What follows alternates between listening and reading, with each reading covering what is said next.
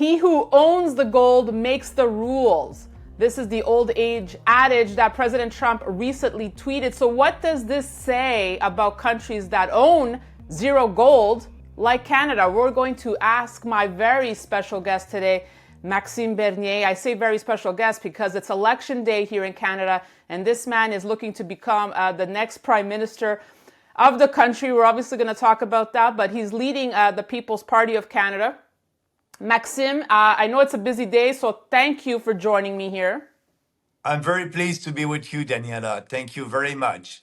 Look, it's the final countdown, and obviously I want to get your analysis of how things will play out and who you think will emerge tomorrow. Obviously, you hope it's you, but we'll get your take on that. But first, I really wanted to bring you on. Look, I know you've been everywhere, Tucker Carlson, everything but mainstream media, so congratulations. But you're probably one of the few politicians, not just in Canada, not just in North America, but worldwide, that has been warning about some sort of monetary reset. It's like you're one of the few that actually gets this. And I wanted to start with this posting, this tweet, whatever you want to call it, from President Trump, where he has brought up gold again. Yeah. Canada, as you know, Maxime, owns no gold. How vulnerable are countries with no gold today? Very, very vulnerable. It can be a very tough time for us Canadians, but also for Americans, because that transition will be costly and it will happen. I don't know if it will be in a year, 2 years, or 5 years, but it is happening right now. You can see that with all these, tariffs that President Trump is imposing. But the goal is for him to bring back the manufacturing industry in the U.S. And the problem for the American is the dollar. The dollar, as you know, Daniela, is the world reserve currency, and because of that, the Americans are exporting their dollars. The world need dollars to be able to have international transactions, and also for other central banks to have treasuries as a reserve. And like that, you have a strong dollar. Because the dollar is strong, the demand is very high. It's very difficult for Americans to export their goods. And so it's very cheap to import goods. That's a big problem. And I understand that President Trump understands that also. And that will have an impact because, as you just said in the beginning, if gold will be the new kind of standard in international transactions, a kind of a gold standard, here in Canada, we don't have the Bank of Canada doesn't have any gold reserve. And I remember that a former governor of the Bank of Canada said that gold was not necessary. And, the Bank of Canada has, treasuries, U.S. treasuries, and also Euro treasuries, but no gold. So it will be very difficult for Canadians. And the problem that monetary reset is happening, it's because after 50 years of the dominance of the U.S. dollar, and every Western countries now have huge debt, and it's not sustainable. So something will happen. I don't know when, but it will be costly for Americans and Canadians. That transition, will be tough. What do you say? Because the pushback I usually get is, well, Canada has so much gold under the ground, or a country like Australia would have so much gold under the ground. I mean, I have my answer to that, but I'm curious to know, what do you say to those folks? Yes, we have ground under the ground for sure, but you need to exploit that. You need to transform that, and that's costly. Also, we will need gold faster than that, so that would be a problem. We can solve that in a couple of years, but when the monetary reset will happen, we won't have gold. Our central bank doesn't have any gold. So that will take time to exploit that, and that will be a problem for Canada. When did it become clear to you, Maxime, that a reset was evident? Because, like I said, you're one of probably the few politicians in the world who's vocal about this. What led you to say, yeah, this is definitely going to happen? all the debt, that and that Western countries have, and here in Canada, as you know, we accumulated a debt of $600 billion. It took us 148 years to do that, and Trudeau was able to double our debt in only 9 years, and now our national debt is $1,200 billion, and and also when you look at the interest of that debt here in Canada, it's about $50 billion. It's a lot, and same thing in the U.S. So that problem that we have in Western countries, it's all this debt, and we were living beyond our means here in Canada and in the U.S. So that's when I saw that as something will happen, and also if you remember the Triffin dilemma, so that's the dilemma when you have a dollar as a world reserve currency. After 50 years, something can happen, and now it's happening. These debts are unsustainable, and we will have to pay for it. And the way to pay for it, it was with the debasement of our dollar, debasement of our dollar, American dollar and Canadian dollar, but that will be inflation for Canadians and Americans. I'm just curious, Maxime, did you ever have these conversations when you were part of Stephen Harper's cabinet, and what was the reception to this message? Yes, actually, I had that conversation with Stephen Harper, the former Prime Minister, when I was running for the leadership of the Conservative Party of Canada in 2017. As you know, I didn't win with 49% of the vote, but I had that discussion because at that time I was speaking about a kind of a gold standard. And former Prime Minister Harper was laughing at me, and he said it won't happen. So for the elite establishment political parties and elite leaders, for them, that was not a question at that time. Like the Bank of Canada, they believe in fiat currency, and I don't. Time is you can have a flat currency for a couple of years and decades, but after 50 years now, the time is coming, and we know the impact of that fiat currency in US, in Canada, and in the Western world. And you can see with the BRICS countries also that are together, and they try to dollarize, and they're doing that. They don't want to be too dependent of the US dollar. So something is happening. But here in Canada, the elites are not, they still believe in the fiat currency and everything will be okay. But for me, it's happening right now. You can see it. Why are the elites so tied to the Fiat agenda? Because they don't want to tell the truth to Canadians. They don't want to tell us that pain is coming. It's not popular. Look here in that electoral campaign in Canada, the Conservative Party of Canada, who's supposed to be fiscally responsible, their platform for this election is to have deficit. They won't balance the budget. They will have deficit for the next 4 years. Same thing for the Liberal. They don't want to tell the truth to Canadians. When you speak about debasement of our currency, about inflation, it's not popular. But for me, I prefer to tell the truth, and people must be ready for that event when it will happen. Let's talk about the election here in Canada. It's election day. Judging by the polls, it looks like the Liberals will win it. Maxime, thoughts? Yeah, I think you're right about that. That campaign was all against President Trump and his tariffs. And here in Canada, the conservative and the liberals, they were saying, "Oh, our enemy is Donald Trump. We must impose counter tariffs." But that by doing that, they are imposing a new tax on Canadians. And I was the only leader who said, "No counter tariffs. We must have a deal with President Trump as soon as possible, reopen the free trade agreement, and put everything on the table."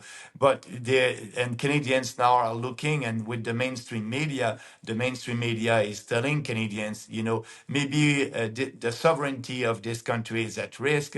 The 51st state may happen. And that was a joke by President Trump. We understand understand that it is his way to negotiate. He did that with European countries, imposing tariff, and after that, a pause on these tariffs. So it's a way to negotiate. But here in Canada, the mainstream media and Carney and Polyev were saying to Canadians during this campaign, our country is in being danger.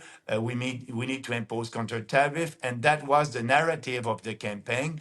And the liberals were better than the conservative to promote that fear. And yeah, I believe that Carney will be able to be elected, and that won't be a good news for Canadians. More deficit, but also if you had Polyev is the same also. That's why people are looking at Polyev, and he's not a real conservative. So why voting for fake liberals when you have the real one, Carney? So for us, the People's Party, we may make history in that campaign. I hope we'll have our first or couple of candidates elected, and we'll be in Parliament, and we'll start that common sense revolution in Canada. I think the analysis of this campaign will go down in history, Maxime. I have my interpretation of where the Conservatives went wrong here. I mean, they were a shoo-in. A few months ago, I would have said the Conservatives would have won by a landslide. You alluded to a little bit there, but what do you think was really the turning point where they just lost control? Yeah, because Carney was wise enough to take some ideas from Polyev about axing the carbon tax, and it is a little bit more to the right if you compare that with Justin Trudeau. So for Polyev, if you look at his platform on the main issues, that was the same ideas.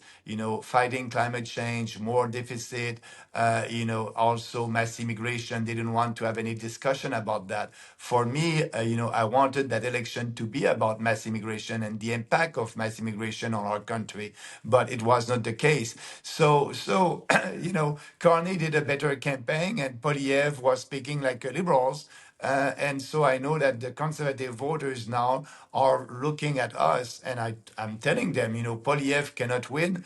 And I said that the last week of the campaign. So now don't waste your time, don't waste your vote with the conservative. Vote for the People's Party, and will be more influential, and will push the real conservative values and ideas. I mean, there's even talk he might lose his seat, so we'll see tonight, Maxime. But what do you make of the criticism that folks who say, Maxime, if you love Canada, join forces with the Conservatives, because if you united, that's the only shot that the Conservatives would have now at winning? Yes, they're saying that, Maxime, you are splitting the vote. You go back with the Conservative Party. But like I said, in 2018, when we created the People's Party, the Conservative Party is morally and intellectually corrupt. Why? Because they don't want to promote conservative ideas when they are not that popular. That's what Polyev did during this campaign. And your viewers must understand that here in Canada, you have the party line. It's not like in the US. You can be a Republican and having another point of view than President Trump, and being outside and speaking about other things and having another position different than President Trump. Here in Canada, with the party line, it cannot happen. When I was a conservative, I was speaking about against the cartel of dairy, poultry, and eggs, to abolish that, and they told me, Maxime, you cannot speak about that. It's not in our platform, and if you want to stay a conservative, be silent. So there's no freedom of speech here in Canada. The party line is there. But for me, that's why I left the party. We need to promote real conservative ideas, and we are not doing politics by survey and polling. But the Conservative Party is doing that, and they try to please everybody. But I understand that in Canada, the population has been manipulated by the leftist media. We don't have a Fox News in Canada. Our mainstream media are more leftist. So that's why I don't want to go back with the Conservative, because they're conservative in name only. And I don't want to waste my time there. It's better to be a real free markets, a populist party, and our time will come. I'm looking at what is happening in Europe, in UK, in the US, with that populist movement, and we are that populist movement in Canada. So I'm patient. Our time will come, and we may make history at this election tonight. What do you make of reports that the Chinese have infiltrated the Canadian election? What are you hearing? It is real. It is real. And why are we having that? It's because of mass immigration first and multiculturalism. We have people who are coming here. We don't know any we don't do any background check. We are opening our doors to immigration, and we are telling them, come here, keep your values, keep your culture, don't integrate into Canadian society. And we are promoting multiculturalism. So when they are coming here, their loyalty is not with Canada, is with the Chinese Communist Party. And CSIS, our secret service, said it, that our election in 2019 and 2021, we had the Chinese Communist Party who did fund Chinese candidates from Chinese origin, helping them to win the election. And now in the Conservative Party of Canada and the Liberal Party of Canada, we have members of parliament who are sitting in our parliament, and CSIS told us that they are not loyal to our country, but we don't know who they are, and they don't want to tell us who they are, and we need to know that. I had a very popular American colonel on my show recently, a geopolitical expert, who warned that if the Liberals were to win again, we would see a fragmenting of Canada, not next year, in 5 years, but down the line, with Alberta separating, obviously the Quebec movement separating. Is that a reality for you, Maxime? Oh, yeah, it is. It is. In Quebec, actually, the young leader of the PQ is very charismatic and is telling Quebecers that, if I'm winning, I will have a referendum on the independence, the sovereignty, the separation. And actually is winning in the polls right now. Why? Because of mass immigration, because Quebecers want to keep their culture and their language, and now is very popular. And out west, you said it, the Conservative Party is not speaking about the big issues that are affected Western Canada, like the equalization formula in Canada. We have a formula that is a redistribution of wealth from rich provinces to poor provinces, and Alberta is always paying for Eastern Canada. They're fed up with that. But for the Conservative and the Liberals, they're not speaking about that. And I'm speaking about that. We must be radically less generous. And the same thing with climate change. They want to be able to exploit their natural resources without any, Yeah. regulations and from the fight on climate change. Polyev is okay with the Paris Accord. So I understand that motivation in Alberta. And I'm telling them, I want this country to be united. And I'm telling them, we have the best platform for you because we believe in a radical decentralization. But yes, answering your questions, in the near future, if you have Carney or Polyev is not, but what Carney, I don't know what will be the future of this country. I don't know if this country will exist in 5 or 10 years if we don't Wow. do radical reforms and respecting our constitution with more autonomy for provinces. Wow, very strong words, Maxime Bernier. Just last point, help me jog my historic memory here. If Carney does win tonight, when was the last time a prime minister won so just walking into the role? I'm trying to think, was it Kim Campbell for a brief stint or Paul Martin? When was the last time you remember that the baton would be handed so easily? Talk about not fighting for it. Yeah, I don't remember, Daniela, but a long time ago. And yeah, that would be another 4 years if he has a majority of Liberals government, more spending, more woke ideology.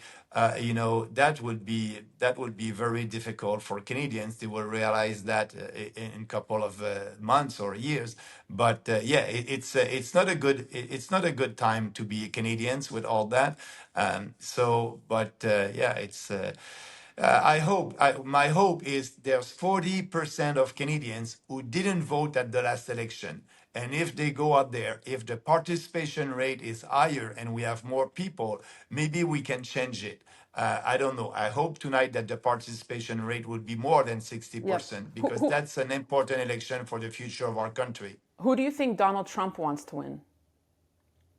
I think, he doesn't like, and he said that, he doesn't like Polyev because he knows that Polyev is a conservative in name only. He knows the rhino in the US, Republican in name only, and with him, he changed the Republican Party. So I think he doesn't have any respect for a leader who is saying that he's a conservative when he's running on a liberal platform. So I don't think he is for Carney, but I believe that he's against Bodiev because he understands, when you speak like a liberals and you're saying to people that you're a conservative, you are a fraud, like Tucker Carlson said.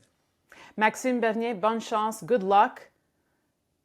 Merci. Thank you very much, Daniela. And we will speak to you soon. Maxime Bernier, everyone, People's Party of Canada, Election Canada. We'll be tracking it. Stay tuned to the Daniela Cambone Show. Thanks for watching.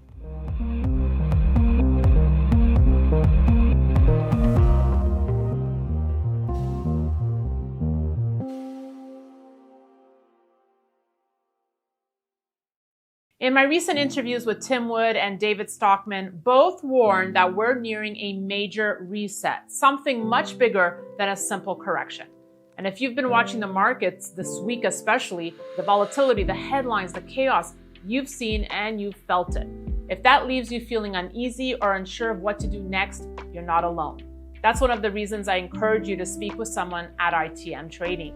These are people that I trust and work with closely, and their focus is helping you understand how to protect your wealth, your future, and your family.